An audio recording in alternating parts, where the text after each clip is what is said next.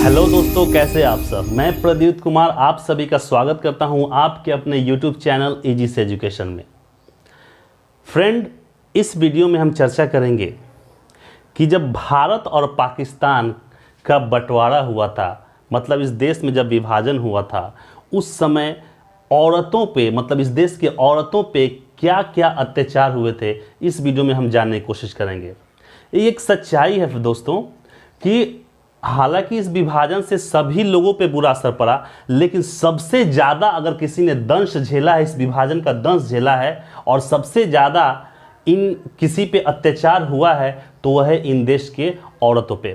आज हम इस वीडियो में यही जानने की कोशिश करेंगे कि किस प्रकार से इन औरतों पे विभाजन के समय अत्याचार किए गए थे। जब भारत और पाकिस्तान का बंटवारा हुआ, उस समय औरतों के साथ बहुत ही गलत काम हुए थे।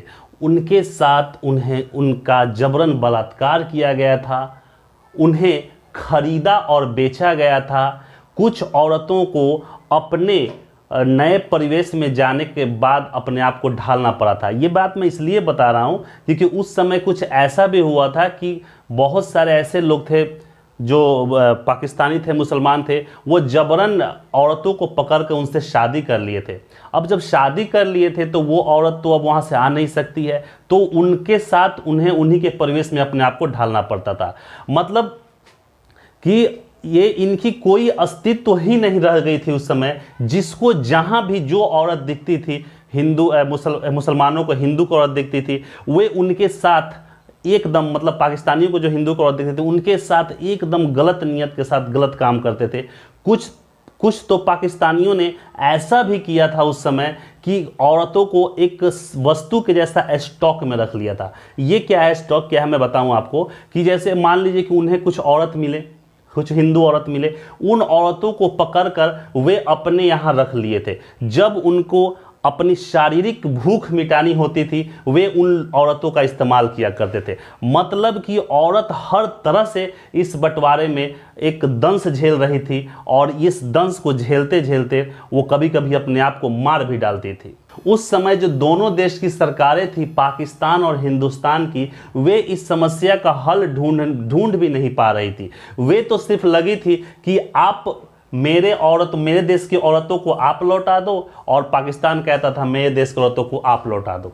लेकिन ये जो वार्तालाप हो रहा था, इसके बीच में इन औरतों के साथ क्या क्या नाइंसाफियां हो रही थी, थोड़ा इसको जानेंगे। जब दोनों देश की औरतों को अपने अपने देश में बुलाया जाने लगा, हिंदुस्तान की औरतों को पाकिस्तान से बुलाया जाने लगा, या फिर पाकिस्तान की औरतों को हिंदुस्तान से बुलाया जाने लगा, जो अपहरित थे, मतलब जिनका अपहरण चुका था, जिनसे जो शादी करके यहीं पर रह गई, उस समय भी औरतों की मंशा जानने की कोशिश दोनों सरकारों ने नहीं की कि अब वो औरतें क्या वापस आना चाहती हैं। मान लीजिए कि एक हिंदू औरत की शादी वहाँ पे हो चुकी है, या फिर एक मुस्लिम औरत की शादी यहाँ हिंदुस्तान में हो चुकी है। अब भारत सरकार उसके परिवार को बोलता है कि आप अपने परिवार को छोड़ के हिंदुस्तान में आ जाओ।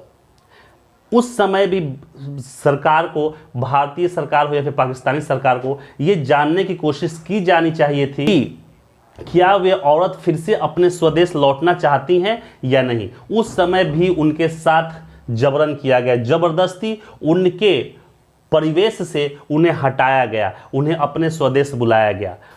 उस समय के एक अनुमान के अनुसार दोनों देशों से लगभग 30,000 औरतों को बरामद किया गया। मतलब उनके मर्जी के खिलाफ उनको अपने देश से दूसरे देश में स्थानांतरण करना पड़ा।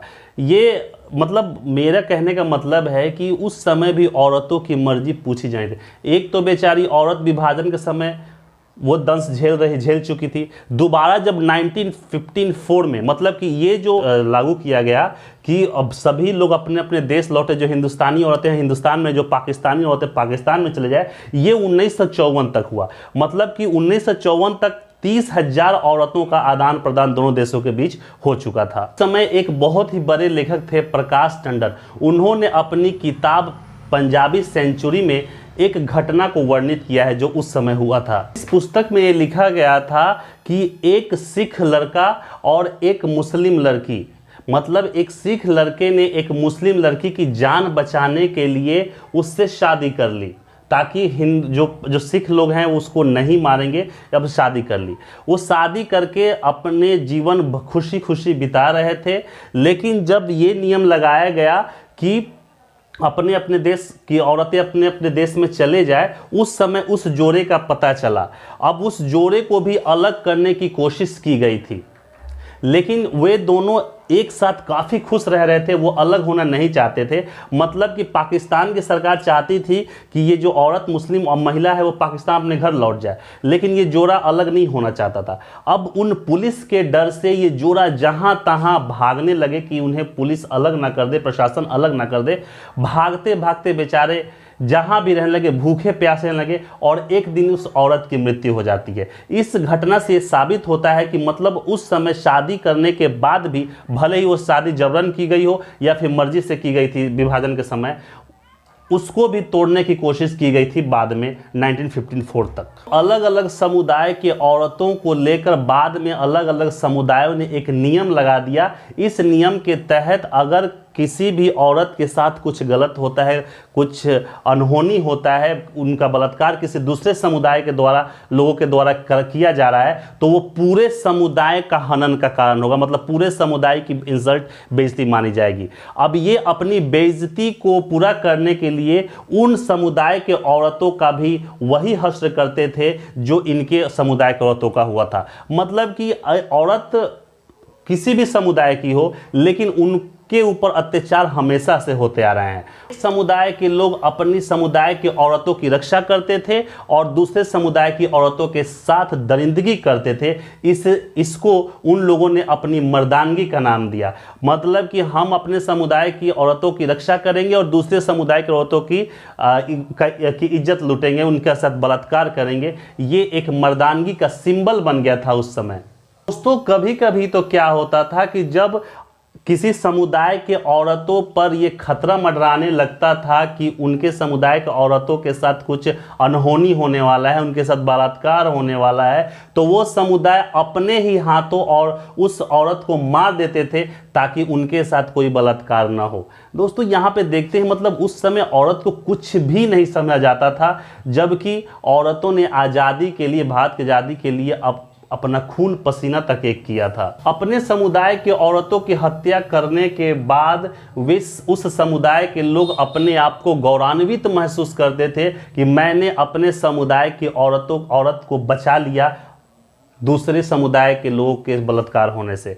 वाह भाई, ये कैसा रूल है। अगर आपको मर्दानगी दिखाने का इतना ही शौक था तो उसको जिंदा रहने देते और उसकी इज्जत को खुद बचाते, अपने मर जाते उसकी इज्जत को बचाने के लिए, तब वो आपकी मर्दानगी होती। ये तो कोई मर्दानगी नहीं होती है कि आप औरत की इज्जत बचाने के लिए औरत को ही मार डालो। अदर साइड्स ऑफ साइलेंस नामक बुक में ये भी वर्णित किया गया है कि एक ऐसी घटना हुई थी उस समय कि 90 औरतों ने अपनी जान बचाने के लिए, मतलब अपनी इज्जत बचाने के लिए खुदकुशी कर ली थी। इस जगह का नाम है जहां पे इन 90 महिलाओं ने खुदकुशी की थी, उस जगह का नाम है रावलपिंडी। इसलिए उस गांव के लोग प्रत्येक 13 मार्च को शहादत दिवस के रूप में मनाते हैं, क्योंकि वहीं पे औरतों ने अपनी शहादत दी थी। दोस्तों, आप अब तक ये समझ गए होंगे कि विभाजन के समय औरतों की स्थिति क्या थी और हमारी स्थिति क्या थी। दोस्तों, एक मनुष्य का, एक मर्द का फर्ज होता है कि वो हमेशा एक औरत की रक्षा करे। वो औरत चाहे उसकी पत्नी के रूप में हो, उसकी माँ के रूप में हो, उसकी बहन के रूप में हो, किसी भी रूप में रक्षा करे, न कि उनकी इज्जत बचाने के लिए उनकी हत्या कर दे। ये बहुत गलत हो रहा था उस समय के लोग, उस समय के औरतों के साथ। तो दोस्तों, कैसी लगी हमारी ये वीडियो? अगर हमारी वीडियो आपको अच्छी लगे तो हमारे वीडियो को लाइक करें, शेयर करें, सब्सक्राइब करें और बेल आइकन को प्रेस करना ना भूलें।